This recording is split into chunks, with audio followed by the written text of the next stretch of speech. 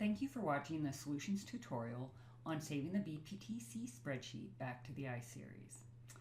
By this time you've opened your spreadsheet and you've made the necessary changes. You're going to go up to the top left corner and click on the Save icon. You will always answer yes to the question that pops up. Do you want to keep using that format? Yes.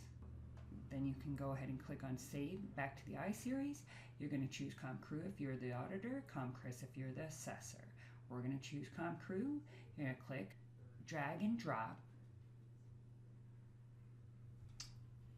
It will submit and your spreadsheet has been saved back to the Iseries. This report will pop up showing any changes that you may have made.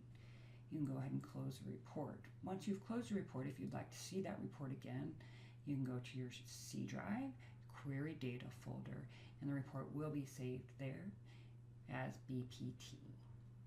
You've now successfully saved your spreadsheet back to the Iseries. Thank you for watching.